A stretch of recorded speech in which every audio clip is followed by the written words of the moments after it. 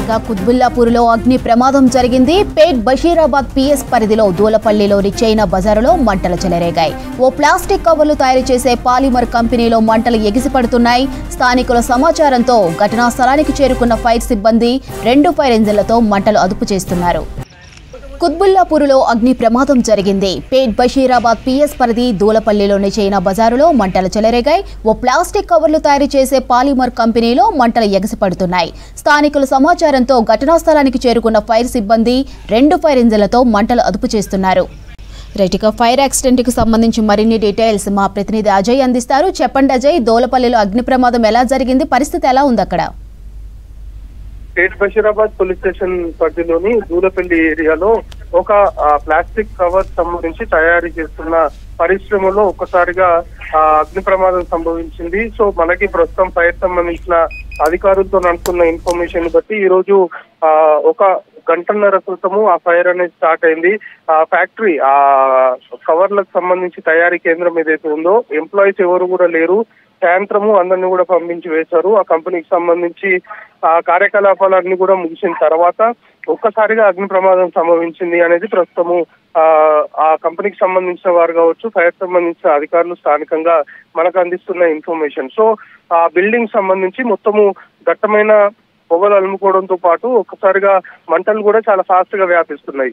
ఇటు ప్లాస్టిక్ సంబంధించి కవర్ల తయారీ కేంద్రం కాబట్టి మంటలు కూడా చాలా తొందరగా స్ప్రెడ్ అవుతున్నాయి అనేది ఇప్పుడు ఫైర్ సంబంధించిన అధికారులు కూడా ఐడెంటిఫై చేశారు. ఫస్ట్ ఎప్పుడైతే ఫైర్ సంబంధించిన అధికారులకి, ఎందుకంటే ఫస్ట్ ఆ కంపెనీలో ఫైర్ స్టార్ట్ అయినప్పుడు స్థానికంగా ఉన్న వ్యక్తులు చూసి ఫైర్ సంబంధించిన అధికారులకి స్థానికంగా పేట్ బషీరాబాద్ సంబంధించిన పోలీసులకు సమాచారం అందించారు. సో ఫైర్ సిబ్బంది ఫస్ట్ 2 ఫైర్ ఇంజన్లు తీసుకొని వచ్చి దాన్ని కంట్రోల్ చేసే ప్రయత్నం చేశారు. కానీ ఒక్కసారిగా ఆ మంటలన్నీ కూడా ఎగిసిపడుతున్న క్రమంలో ప్రస్తుతం 4 ఫైర్ ఇంజన్లతోటి మొత్తం కూడా మంటల్ని అదుపు చేసే ప్రయత్నం చేస్తున్నారు. సో అది ఫ్లోర్ టు ఫ్లోర్ ఆ ఫైర్ అనేది స్ప్రెడ్ అవుతుంది అనేది ప్రస్తుతము ఫైర్ సంబంధించిన అధికారుల నుండి మనకు అందుతున్న ఇన్ఫర్మేషన్. ఆల్రెడీ ఫస్ట్ ఫ్లోర్ సంబంధించి కొంతమేరకు స్ప్రెడ్ అయిపోయింది. ఫస్ట్ ఫ్లోర్ లో ఆ ప్లాస్టిక్ సంబంధించి, ఎందుకంటే ప్లాస్టిక్ కవర్ల తయారీ కేంద్రం కాబట్టి దానికి సంబంధించిన మెటీరియల్ మొత్తం కూడా ఉంటుంది. సో అదంతా కూడా స్ప్రెడ్ అయిపోతున్న సిచ్యువేషన్. సో ఫస్ట్ ఫ్లోర్ నుండి అది ఇంకా పైకి కూడా స్ప్రెడ్ అవుతున్న తరుణంలో ప్రస్తుతం 4 దిక్కులో కూడా ప్రస్తుతం ఏదైతే క్రౌన్ పాలిమర్ సంబంధించిన కంపెనీ ఉందో 4 దిక్కులో కూడా ఫైర్ సంబంధించిన అధికారులు ఇటు ఫైర్ ఇంజన్లతో పాటు స్థానికంగా ఉన్నటువంటి వాటర్ ట్యాంకర్లను కూడా యూజ్ చేసుకుంటున్నారు. వాటర్ ట్యాంకర్ల ద్వారా కూడా ఫిజికల్ గా ఇటు వాటర్ ని స్ప్రే చేయడంతో పాటు ఫైర్ సంబంధించిన అధికారులు తమ వద్ద ఉన్న అత్యాధునిక టెక్నాలజీ తోటి మొత్తము ఎక్కడికక్కడ మంటల్ని అదుపు చేసే ప్రయత్నం అయితే చేస్తున్న సిచ్యువేషన్ ఉంది. సో ప్రస్తుతం మనకు అందుతున్న బేసిక్ ఇన్ఫర్మేషన్ ని బట్టి దూలపల్లి ఈ ప్లాస్టిక్ కవర్ల తయారీ కేంద్రానికి సంబంధించిన ఫైర్ ఇన్సిడెంట్ లో మాత్రం ఎలాంటి ప్రాణ నష్టం అయితే లేదు. ఎందుకంటే అదృష్టవశాత్తు సాయంత్రం ఇది సంభవించింది. అంతా విధులు ముగించుకొని ఆ కంపెనీకి సంబంధించి ఆ కంపెనీ కూడా క్లోజ్ అయిపోయిన తర్వాత ఈ ఫైర్ అనేది స్టార్ట్ అయింది కాబట్టి అగ్ని ప్రమాదానికి సంబంధించి ప్రస్తుతం ఎలాంటి ప్రాణ నష్టం అయితే లేదు. కానీ ఆస్తి నష్టానికి సంబంధించి మాత్రం ఈ ఎంటైర్ ఫైర్ మొత్తం కూడా అదుపులోకి వచ్చిన తర్వాత అధికారులు ఒక అంచనా వేసే అవకాశం ఉంది. ఇప్పటికే ఫైర్ సంబంధించిన అధికారులు కావచ్చు, స్థానికంగా పేట్ బషీరాబాద్ సంబంధించిన పోలీసులు కూడా సంబంధిత కంపెనీకి సంబంధించిన వారిని, ఎవరైతే ఈ ప్లాస్టిక్ కవర్ల తయారీకి సంబంధించిన కంపెనీ వారు ఉన్నారో ఆ యజమానులకు కూడా సమాచారం అందించారు. వాళ్ళతో కూడా ప్రస్తుతం కమ్యూనికేట్ చేస్తున్నారు. సో ఎలాంటి ప్రికాషన్స్ తీసుకున్నారు, మెయిన్ గా ఫైర్ సంబంధించిన ప్రికాషన్స్ కూడా తీసుకోవాల్సి ఉంటుంది కాబట్టి ఒక విధంగా భారీ అగ్ని ప్రమాదంగా, అంటే ఎలాంటి ప్రాణ నష్టం జరగలేదు కానీ ఆస్తి నష్టానికి సంబంధించి మాత్రం భారీగా మంటలు ఎగిసిపడుతున్నాయి. సో ఆ కంపెనీకి సంబంధించి ఎలాంటి ప్రికాషన్ తీసుకుంటున్నారు అనే దానిపైన కూడా ప్రస్తుతం ఫైర్ సంబంధించిన అధికారులు ఈ ఎంటైర్ ఫైర్ మొత్తం కూడా కంట్రోల్ అయిపోయిన తర్వాత దానిపైన కూడా ఆరా తీసే అవకాశం ఉంది. సో ప్రస్తుతానికైతే మనకు బేసిక్ గా అందుతున్న ఇన్ఫర్మేషన్ ని బట్టి దూలపల్లి ఈ ప్లాస్టిక్ కవర్ల తయారీ కేంద్రంలో జరిగిన అగ్ని ప్రమాదానికి సంబంధించి మాత్రం ఎలాంటి ప్రాణ నష్టం అయితే జరగలేదు. ఆస్తి నష్టము ఎంత మేరకు జరిగింది, భారీగా జరిగి ఉంటుంది అనేది స్థానికులు కూడా చెప్తున్నారు. ఒక విధంగా స్థానికులు కూడా భయాందోళన వ్యక్తం చేస్తున్న సిచ్యువేషన్. ఒక్కసారిగా మంటలు ఎగిసిపడుతున్న క్రమంలో ఫస్ట్ అది మైనర్ ఫైర్ యాక్సిడెంట్ అనుకున్నారు. కానీ మంటలు అదుపులోకి రాని క్రమంలోనే పక్కన ఉన్న ఇతర ఫైర్ స్టేషన్ సంబంధించిన ఇతర వాహనాల్ని, ఫైర్ సంబంధించి వాహనాల్ని వాడుకోవడంతో పాటు ఇటు వాటర్ ట్యాంకర్లను కూడా తీసుకొచ్చి ప్రస్తుతం అదుపు చేస్తున్న సిచ్యువేషన్. సో ప్రస్తుతం అయితే 4కు పైగా కూడా ఫైర్ ఇంజన్ మంటల్ని అదుపులోకి తీసుకొచ్చే ప్రయత్నం చేయడంతో పాటు వాటర్ ట్యాంకర్ల ద్వారా కూడా వాటర్ ని స్ప్రే చేస్తున్నారు. సో ఇది ఇంకొక అర్ధగంట నుండి గంట సమయం పట్టే అవకాశం ఉంది. సో మొత్తం ఫైర్ అదుపులోకి వచ్చిన తర్వాత ఫైర్ యాక్సిడెంట్ గల కారణాలు ఏంటి, ఎందుకంటే కంపెనీ సాయంత్రము అంతా క్లోజ్ అయిపోయిన తర్వాత షార్ట్ సర్క్యూట్ సంభవించిందా లేకపోతే ఇతర కారణాలు ఉన్నాయా అనే అనుమానాలు కూడా వ్యక్తమవుతున్నాయి. At the same time fire సంబంధించిన ప్రికాషన్స్ సంబంధిత కంపెనీ తీసుకుందా లేదా అనేది కూడా చూడాల్సిన అవసరం ఉంది. కాబట్టి సో ఫస్ట్ ఫైర్ మొత్తం కూడా కంట్రోల్ అయిపోయిన తర్వాత అసలు అగ్ని ప్రమాదానికి గల కారణాలు ఏంటి అనే దానికి క్లారిటీ వచ్చే అవకాశం ఉంది. సో ప్రస్తుతం అయితే 4 ఫైర్ ఇంజన్లతో పాటు అడిషనల్ గా వాటర్ ట్యాంకర్లతోటి మొత్తం కూడా మంటల్ని అదుపు చేసే ప్రయత్నం అయితే ఫైర్ సంబంధించిన సిబ్బంది చేస్తున్నారు. సో ఎలాంటి ప్రాణ నష్టం అయితే లేదు, కానీ ఆస్తి నష్టం ఎంత మేరకు జరిగి ఉంటుంది అనేది మాత్రం మొత్తం ఫైర్ కంట్రోల్ అయిపోయిన తర్వాత ఒక క్లారిటీ వచ్చే అవకాశం ఉంది మాత్రం.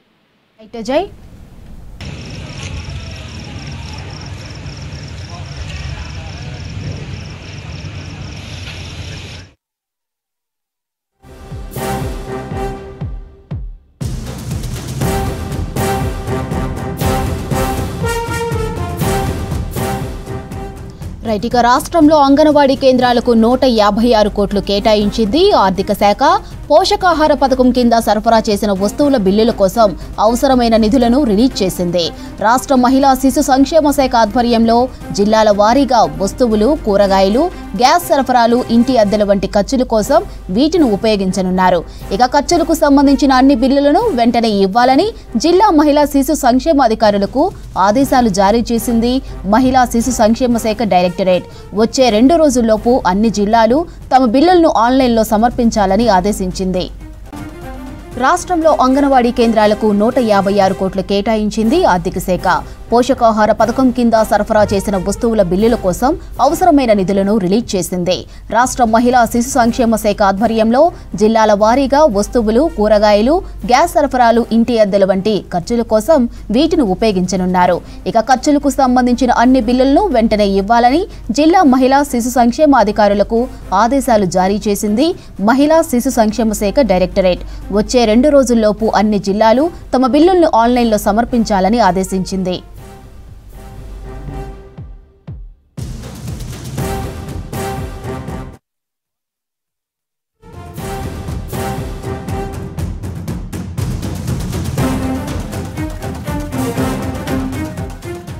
లంచం తీసుకుంటూ ఏసీబీకి చిక్కాడు Nalgonda fire station officer Satyanarayana Reddy.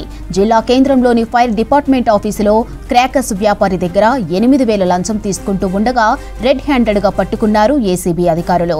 ఇక క్రాకర్స్ షాప్ పర్మిషన్ వ్యాపారి రాజును fire station officer Satyanarayana Reddy లంచం డిమాండ్ చేయగా ఏసీబీని ఆశ్రయించాడు. క్రాకర్స్ షాపుల అనుమతులు, ఇతర రికార్డులను పరిశీలిస్తున్నారు ఏసీబీ ఆఫీసర్లు. లంచం తీసుకుంటూ ఏసీబీకి చిక్కాడు Nalgonda fire station officer Satyanarayana Reddy. జిల్లా కేంద్రంలోని ఫైర్ డిపార్ట్మెంట్ ఆఫీసులో క్రాకర్స్ వ్యాపారి దగ్గర 8,000 లంచం తీసుకుంటూ ఉండగా రెడ్ హ్యాండెడ్ గా పట్టుకున్నారు ఏసీబీ అధికారులు. ఇక క్రాకర్స్ షాప్ పర్మిషన్ వ్యాపారి రాజును fire station officer Satyanarayana Reddy లంచం డిమాండ్ చేయగా ఏసీబీని ఆశ్రయించాడు. క్రాకర్స్ షాపుల అనుమతులు, ఇతర రికార్డులను పరిశీలిస్తున్నారు ఏసీబీ ఆఫీసర్లు.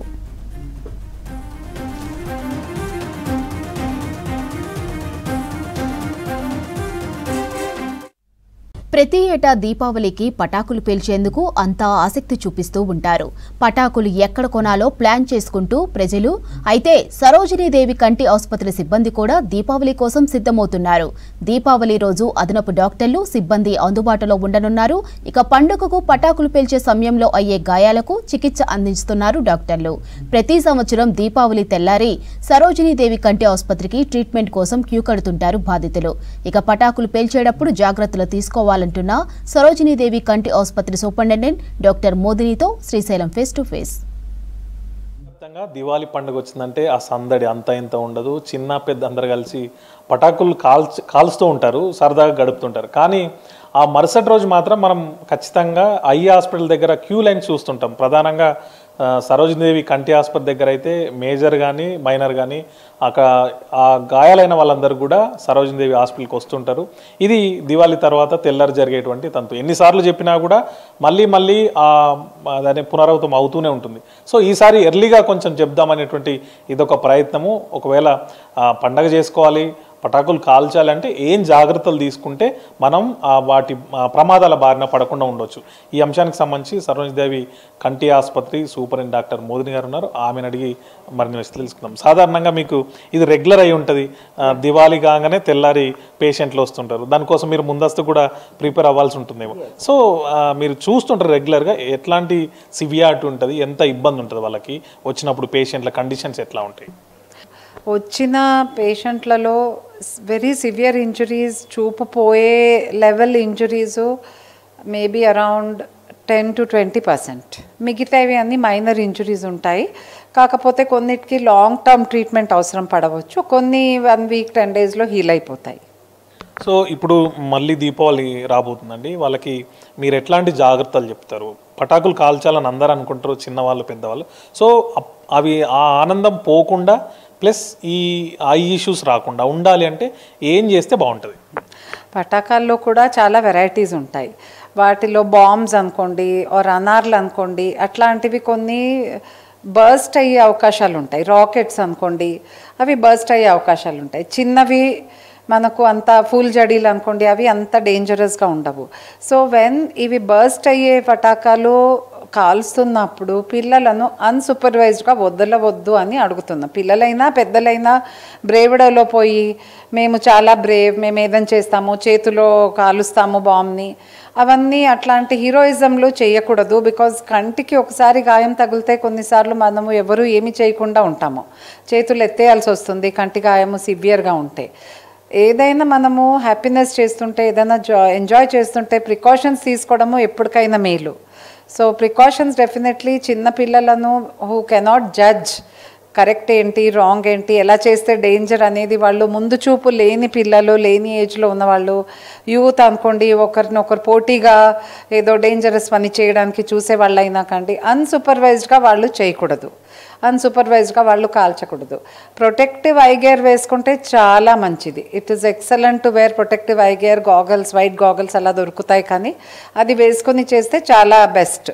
కాకపోతే better to be cautious so that you can enjoy the festival of lights without losing the light in your eyes. జనరల్గా పిల్లలు మీరు అన్నట్టు ఇందాక ఎక్కువ మంది ఇంట్రెస్ట్ చూపిస్తుంటారు, కాల్చాలనుకుంటారు. కాబట్టి ఒకవేళ ఈ పండగ సమయంలో పిల్లలకి ఐస్ ఎఫెక్ట్ అయినప్పుడు అదేదైతే పటాకులు ఉంటాయో దానిలో ఉండేటువంటి మందుగుండు సామాగ్రితోని అప్పుడు మైనర్గా ఉండేటువంటి ఇబ్బంది ఏముంటుంది, చాలా లాంగ్ లాస్టింగ్గా ఉండేటువంటి ఇబ్బంది ఏముంటుంది, వాళ్ళకు ఒక్కొక్కసారి చూపు పోయే ప్రమాదం ఉంటుంది. అట్లాంటి కేసులు మీ దగ్గరకు వస్తూ ఉంటాయా? దానికి ఎట్లాంటి ట్రీట్మెంట్ ఉంటుంది, ఏం చేయాల్సి ఉంటుంది? సో మెయిన్లీ ఆ కెమికల్ ఫ్యూమ్స్తో కళ్ళకు ఎలర్జిక్ కంజంక్టివైటిస్ లాగా రావచ్చు, ఎలర్జీ లాగా రావచ్చు, మంట రావడము, ఎర్రపడము, నీళ్లు కారడము అట్లాంటివి జరగవచ్చు. సమ్టైమ్స్ అందులో ఉన్న కణాలు, శాండ్ వేస్తారు కొన్నిసార్లు అందులో ఫర్ ది ఎఫెక్ట్, ఆ శాండ్ కణాలు వెళ్ళి కంటికి గుచ్చుకొని కార్నియా మీద ఎంబెడ్ అయిపోయి అక్కడే ఉంటాయి. కొన్నిసార్లు మరీ ఎక్కువ ఇంపాక్ట్ ఉంటే అవి ఐబాల్ని రప్చర్ చేస్తూ లోపలికి వెళ్ళిపోయి ఐబాల్ని డ్యామేజ్ చేసే ప్రసంగాలు కూడా జరుగుతుంటాయి. సో కెమికల్గా మెయిన్లీ రెడ్నెస్ అవి ఉంటే సమ్టైమ్స్ మీరు లే పీపుల్గా డిసైడ్ చేయలేకపోతారు whether it is serious or not serious. మీరు వెంటనే కంటి డాక్టర్ దగ్గర వెళ్ళాలి అని మీకు చెప్తున్నాను. ఫైనల్గా ఇప్పుడు దివాళీ వస్తుంది, రోజుల సమయం మాత్రమే ఉంది, ఏం చెప్తారండి ప్రజలకి? Please enjoy safety. Please choose your crackers wisely. Do not choose ones which are lower quality or which are likely to burst. And if you do want to అలాంటివి మీరు పేల్చుకోవాలనుకుంటే పేరెంట్స్ పిల్లలతో ఉండాలి. ఎప్పుడు ఓపెన్ ప్లేస్లో వెళ్ళి చేయాలి. చిన్న చిన్న సందులలో, ఓవర్ హ్యాంగింగ్ టెరసెస్ ఉన్న దగ్గర అట్లాంటి ప్లేసెస్లో మీరు కాల్చొద్దు. ఓపెన్ ప్లేస్లో చేస్తే దానికి whatever cracker is there దానికి ప్లేస్ దొరుకుతుంది వెళ్ళడానికి. So it is always better open ప్లేస్లో అందరూ కూడి ఒక దగ్గర చేస్తే చాలా మంచిదండి. ఇది చూసారు కదండి, ప్రమాదం జరిగిన తర్వాత హాస్పిటల్కు క్యూ కట్టే బదులు ముందే దాని పట్ల జాగ్రత్తగా ఉండడము, అదేవిధంగా నివారణ పద్ధతులు పాటించడం వల్ల పండగను సంతోషంగా జరుపుకోవచ్చు, ప్రమాదాలకు గురి కాకుండా ఉండొచ్చు అని చెప్పి డాక్టర్ మోదిని గారు చెప్తున్నారు. కెమెరామెన్ శ్రీకాంత్తో Srisailam, V6 news, Hyderabad. LB Nagar Mansoorabad కాలనీలో కెమికల్ వాటర్, డ్రైనేజీ వాటర్ చేరి కాలనీ వాసులు అవస్థలు పడుతున్నారు. ఆటోనగర్ ఇండస్ట్రియల్ నుంచి ప్రమాదకరమైన కెమికల్ వాటర్ చేరుతుంది. ఇక దాంతో పాటు సహారా ఎస్టేట్ డ్రైనేజ్ అంతా వర్షపు నీరు బ్యాక్ డ్రైన్స్ లో కలపడంతో ఇబ్బందులు పడుతున్నట్లు చెప్తున్నారు కాలనీ వాసులు. ఎన్నిసార్లు ఫిర్యాదు చేసినా అధికారులు మాత్రం పట్టించుకోవడం లేదని ఆగ్రహం వ్యక్తం చేస్తున్నారు. దీంతో పిల్లలు, వృద్ధులు చర్మ, శ్వాసకోశ వ్యాధులతో బాధపడుతున్నారని స్థానికులు ఆవేదన వ్యక్తం చేస్తున్నారు. అయిపోయింది కదా అనుకుంటే ఇక్కడ ట్రాన్స్పోర్ట్స్ అన్ని వచ్చినాయి. ట్రాన్స్పోర్ట్ ఇంతకుముందు ఆటోనగర్ లారీల ట్రాన్స్పోర్ట్ అంటే ఇక్కడ వచ్చి లారీలకు సంబంధించిన ట్రాన్స్పోర్ట్ మాత్రమే బదులయ్యేది. ఇక్కడ వచ్చి దిగి ఇక్కడ నుంచి చిన్న హైదరాబాద్ సప్లై అయ్యేది. కానీ ఈ రోజు ఆటోనగర్ పరిస్థితి మొత్తం కూడా మారిపోయింది. ఇది పెద్ద మాఫియా అడ్డ కింద అయిపోయింది. కొంతమంది ఇప్పుడు ఏంటంటే ఇసుక లారీలో వచ్చేసి వాళ్ళకి బాత్రూమ్లు లేవు, వాళ్ళకు కాంట్రాక్టర్ మధ్యన గొడవలు జరుగుతున్నాయి, ఆధిపత్య పోర్లు వాళ్ళే ఉన్నాయి. ఆ తర్వాత ఇక్కడ ఆటోనగర్ అనేది పెద్ద మాఫియా తయారవడానికి కారణం ఏంటంటే ఆటోనగర్ సిస్టమే తీసేసారు. ఇది మొత్తం కూడా ఇండస్ట్రియల్ ఏరియా కింద అయిపోయింది. ఇక్కడ కెమికల్ ఫ్యాక్టరీలు ఉండొచ్చు, గ్లాస్ ఫ్యాక్టరీలు ఉండొచ్చు. ఇలా నేను ఇప్పుడే పట్టుకున్నా మహారాష్ట్ర నుంచి, ఒరిస్సా నుంచి, అక్కడ నుంచి లారీలను దొంగ తీసుకొచ్చి స్క్రాప్ కింద కట్ చేసేసి ఎక్కడ పడితే అక్కడ లారీలు పెడుతున్నారు. మొత్తం బాగా రెయిన్ వాటర్ నాలలో కలిసి మొత్తం పొల్యూట్ అయిపోయి చిన్నపిల్లలకు జ్వరాలు రావడం, దోమలు రావడము, దగ్గర 10-15 కాలనీలు, 7 Hills colony, Swathi garden, Dwaraka Nagar, Imapuri colony, southern park మరియు ప్రెస్ కాలనీ వరకు కూడా నీకు ఈ వాటర్, కెమికల్ వాటర్ పోవడం జరుగుతుంది. ఏదైతే ఈ డ్రైనేజీ పోవాల్సిన వాటర్ ఏదైతే ఉందో దీన్ని మొత్తం తీసుకొచ్చేసి రెయిన్ వాటర్ నాలలో కలిపారు. ప్రస్తుతం ఆటోనగర్ నుంచి వస్తున్నటువంటి డ్రైనేజ్ వాటరు, తర్వాత ఈ chemical water, diesel polluted water, తర్వాత సహారా నుంచి వస్తున్నటువంటి డ్రైనేజ్ వాటర్, ఇవన్నీ కూడా రెయిన్ వాటర్ పోవాల్సినటువంటి నాళాల్లో కలిపేసి మా కాలనీ ద్వారా పంపించడం ద్వారా మా కాలనీ లోపల విపరీతమైనటువంటి దుర్గంధం ప్రవలి, ఈ దుర్గంధానికి ఎవ్వరూ కూడా కాలనీ లోపల యువకులు కూడా ఉండేటువంటి పరిస్థితి లేదు. చిన్నపిల్లలకు, వృద్ధులకు, మాలాంటి వాళ్ళకైతే అసలు అక్కడ బయటికి వెళ్ళి కొంచెం వాకింగ్ చేద్దామని చెప్పేసి అంటే ఆ వాసన పీల్చుకునేటువంటి పరిస్థితి లేదు. ఎప్పుడన్నా ప్రశాంతంగా ఉందామని చెప్పి టెర్రాస్ పైకి ఎక్కితే ఈ దుర్గంధానికి మళ్ళీ ఇంట్లోకి వచ్చి తలపెట్టుకోవాల్సిన. కాంగ్రెస్ పార్టీ కోసం కష్టపడిన నాయకులు, కార్యకర్తలకు న్యాయం జరుగుతుందన్నారు ఏఐసీసీ పరిశీలకులు, మహారాష్ట్ర ఎమ్మెల్యే అమీన్ పటేల్. చాంద్రాయనగుట్ట అసెంబ్లీ సెగ్మెంట్లో జంగమేట్, బార్కస్, చాంద్రాయనగుట్ట, ఉప్పుగూడ, లలితబాగ్, కాంచన్బాగ్, రియాసిత్ సాగర్ డివిజన్లలో పర్యటించారు. ఇక డీసీసీ అధ్యక్షుడి ఎంపికపై కార్యకర్తలు, నాయకుల అభిప్రాయాలను సేకరించారు. సంఘటన్ సృజన్ అభియాన్తో బూత్ స్థాయి నుంచి పార్టీని పటిష్టం చేస్తున్నట్లు తెలిపారు ఏఐసీసీ పరిశీలకులు అమీన్ పటేల్.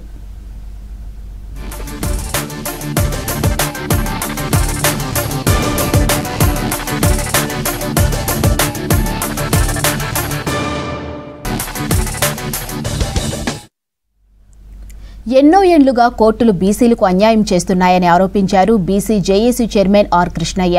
ఇది ఇలాగే కొనసాగితే చూస్తూ ఊరుకోమన్నారు. బీసీలు అందరం కలిసే ఉన్నామని, మాలో మాకు ఎలాంటి గొడవలు లేవని తెలిపారు.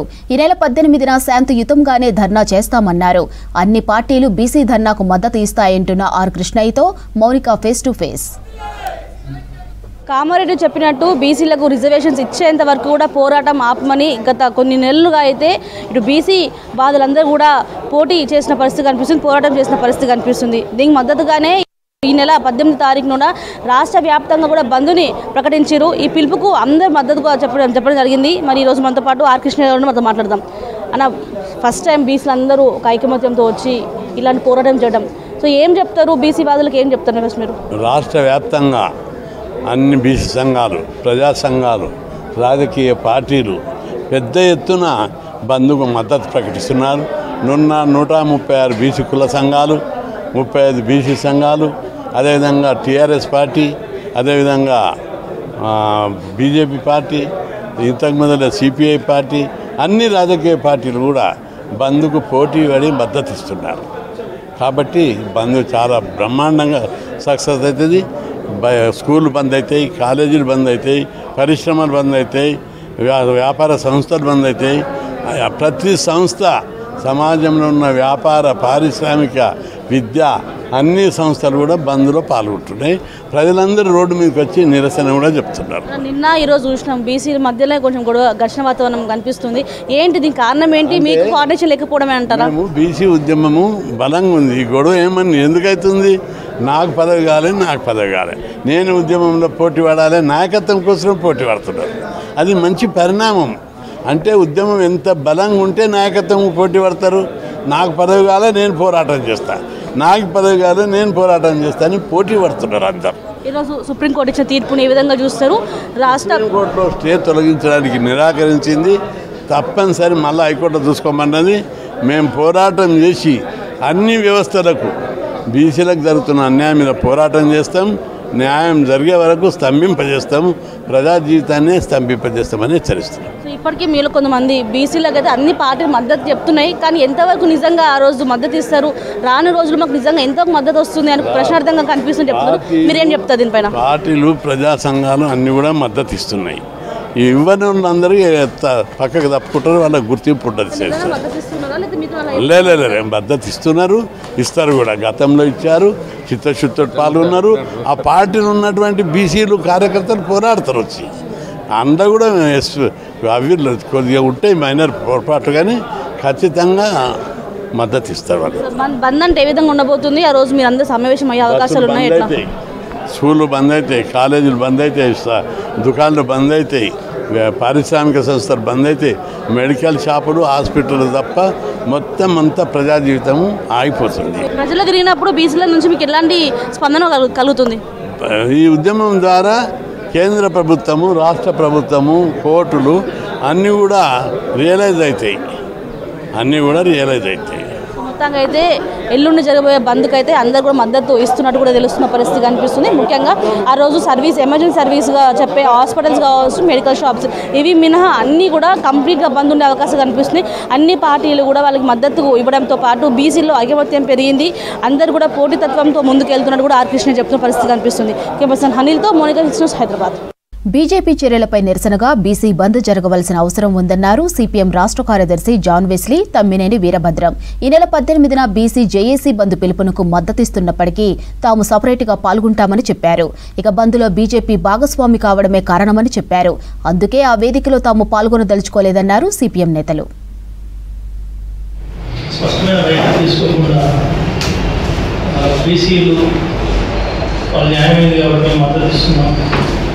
అనే పాజిటివ్ కామెంట్ చేస్తున్నాయి. దీన్ని అడ్డుకుంటున్న వాళ్ళు ఎవరు తత్వం గుర్తించకుండా అయోమయంలో ఉన్నారనేది సిపిఎం పార్టీ యొక్క అభిప్రాయం. ఇప్పుడే శ్రీగారు చెప్పినట్టుగా దీనికి ప్రధానమైన అవరోధం బీజేపీ కేంద్ర ప్రభుత్వం. కాబట్టి ఆ కేంద్ర ప్రభుత్వం యొక్క పక్షపాత ఈ బంద్ జరగాలి. ఆ విధంగా పిలుపు ఇవ్వాలని చెప్పి మేము బీసీ నేతలను కోరుతున్నాం. ఆ విధంగానే మేము బంద్లో పాల్గొంటాం. ఆ రకంగా ఆ నేతలతో అంటే బీజేపీ ఉన్న వేదికలలో మేము పాల్గొనే సంస్థ లేదు. బంద్ కార్యక్రమంలో కూడా అంటే మేము సపరేట్గా ఆ నినాదాన్ని సపరేట్గా ఇస్తాం, సపరేట్ కార్యక్రమం చేస్తాం. బంద్ చేద్దాం కావాలి, బీజేపీకి వ్యతిరేకంగా ఈ బంద్ నిరసన రూపం ఉండాలని చెప్పి మేము ప్రజలకు కోరుతాం. అదే సమయంలో రాష్ట్రం ఎన్నికలకు సంబంధించి బీసీలకు ఈ బిల్లుని ఆమోదింపజేసి 42% రిజర్వేషన్ కల్పించి త్వరలో ఎన్నికలు జరిగే విధంగా రాష్ట్ర ప్రభుత్వం కేంద్రంపై ఒత్తిడి తీసుకురావాల్సిన అవసరం ఉంది.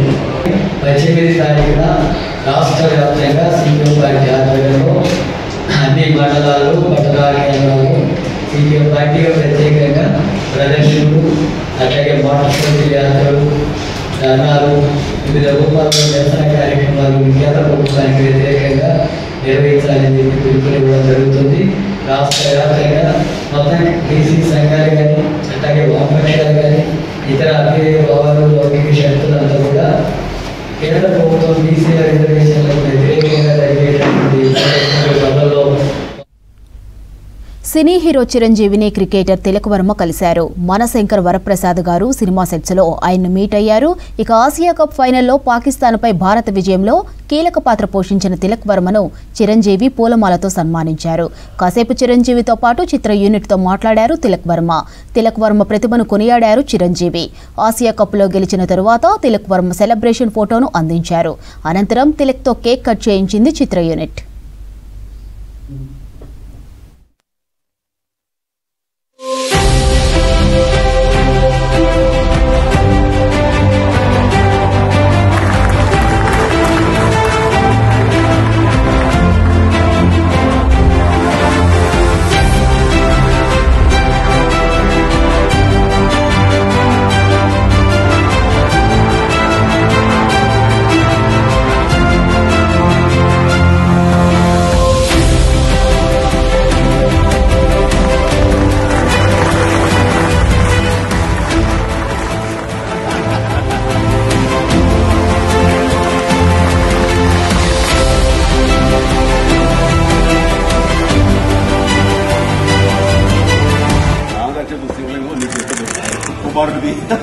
Yeah, he killed her.